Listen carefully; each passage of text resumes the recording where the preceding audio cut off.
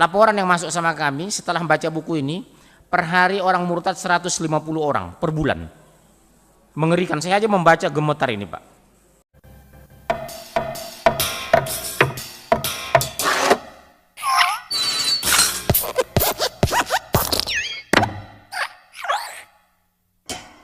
Teman-teman, semakin hari kalau kita perhatikan di dunia YouTube ini, semakin banyak saja dari pihak Islam yang berusaha untuk menyerang kekristenan agar terlihat jelek, dan cara yang mereka pakai itu beragam. Ada yang pakai cara yang dungu, ada juga pakai cara yang tolol. Kalau cara yang dipakai mereka itu berupa kajian yang ilmiah dan akademis sih tidak masalah. Karena dari situ bisa timbul dialog dan secara tidak langsung justru orang lain akan belajar tentang perbandingan antara agama Kristen dan Islam secara sehat. Cuma kalau saya perhatikan jarang sih ada channel-channel Muslim yang kajiannya itu benar-benar sehat dan bisa dipertanggungjawabkan. Akibatnya cara yang dipakai pihak Muslim itu cenderung serampangan dan konyolnya lagi cenderung standar ganda. Tapi ya kita maklumi aja lah teman-teman, memang menyadarkan yang namanya kedunguan itu tidak gampang. Biarin mereka serampangan, yang penting kita tetap sabar dan berhikmat meluruskan cara-cara serampangan dan murahan yang mereka mainkan. Kenapa saya harus mengatakan ini? Karena kemarin saya melihat ada sebuah channel Islam yang tidak kalah serampangan di dalam menyerang kekristenan. Bahkan menjurus ke arah munafik dan juga tolol. Nama channelnya Tasik Ngaji. Saya melihat di situ ada satu kontennya dengan judul "Jemaat semakin berkurang, akhirnya tinju dipentaskan dalam gereja. Bagaimana masjid?" Lalu ada juga konten videonya yang mirip-mirip dengan ini, yaitu dengan judul "Ketika dua ustadz bertemu, dua pendeta bertemu dalam satu mimbar, Hansip mana Hansip?" Teman-teman, di konten ini Tasik Ngaji menampilkan video Yesus sedang bertarung versus iblis di gereja, dan dia membandingkan dengan suasana orang yang lagi ibadah di masjid.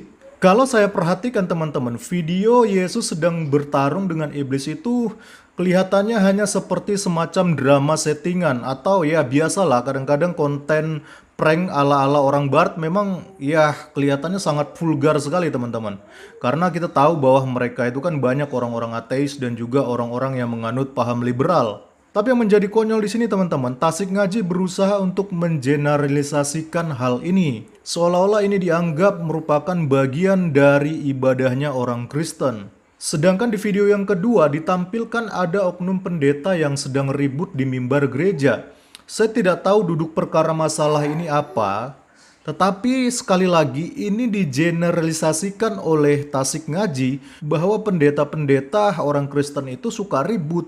Padahal ini hanyalah ulah dari sebagian oknum saja, bukan mengatasnamakan gereja. Dan konyolnya lagi teman-teman, dia bandingkan hal ini dengan menampilkan sebuah video ustadz-ustadz yang sedang dalam keadaan damai dan juga dalam keadaan akur satu sama lain. Nah teman-teman, inilah namanya ciri-ciri orang yang munafik dan tolol karena dia memakai standar yang berbeda untuk membandingkan orang Kristen di gereja dan juga orang Islam yang sedang berada di masjid.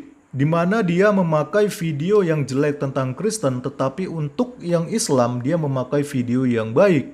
Saya mau katakan kepada Tasik Ngaji bahwa Anda itu adalah munafik dan juga tolol. Kalau di dalam Alkitab, Anda inilah ciri-ciri orang munafik seperti yang dikatakan Yesus di dalam Matius 7 ayat yang ketiga.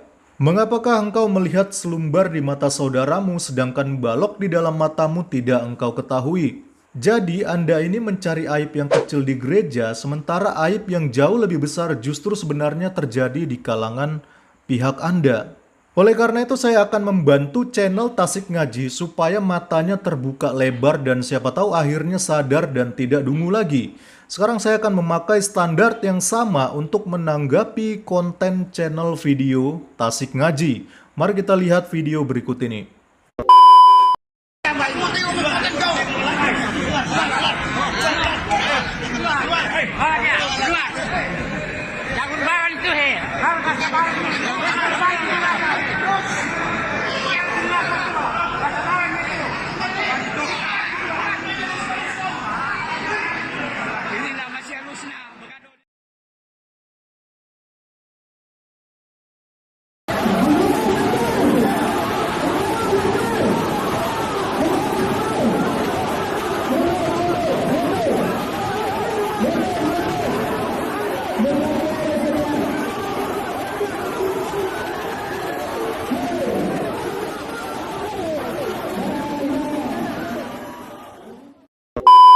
Oke, sekali lagi saya ingin klarifikasi bahwa apa yang Anda tampilkan di video sebelumnya mengenai Yesus berantem dengan iblis itu adalah merupakan sebuah konten yang dimana tentunya sudah berbau settingan karena kita melihat ada beberapa pengambilan gambar lewat kamera-kamera yang diletakkan dan beberapa jemaat yang terlihat kebingungan karena menyaksikan hal tersebut. Memang hal semacam ini wajar jikalau terjadi di negara-negara sekuler ataupun juga negara liberal. Tetapi video yang baru saya tampilkan tadi tentang kejadian yang terjadi di masjid itu bukan drama settingan.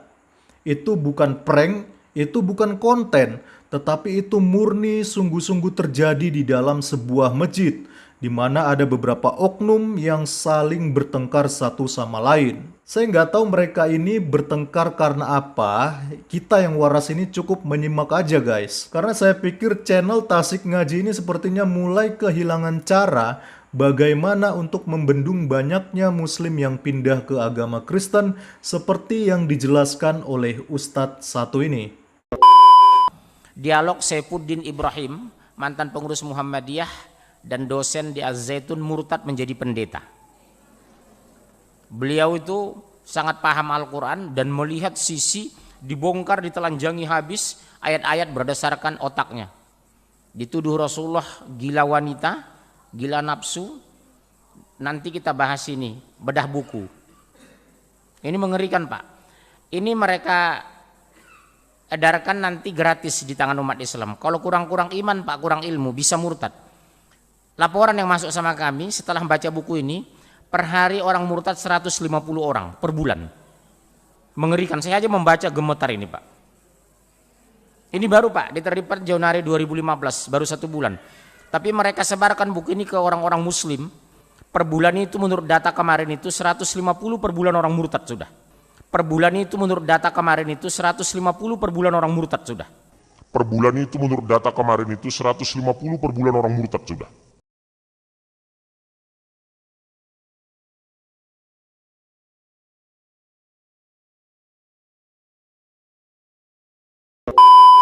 Jadi buat Tasik Ngaji, jangan bilang bahwa jemaat gereja itu berkurang untuk menutupi fakta bahwa memang Islam sudah tidak laku dan mulai ditinggalkan. Oleh karena itu, pesan saya buat Tasik Ngaji, kalau mau membuat konten menjelekkan Kristen, buatlah konten yang berbobot dan akademis, supaya orang yang menonton channel Anda teredukasi dan akhirnya cara berpikir mereka maju dan tidak tinggal terus di dalam keterbelakangan. Oke, itu saja mungkin yang ingin saya sampaikan. Salam kritis, Tuhan Yesus memberkati. Shalom.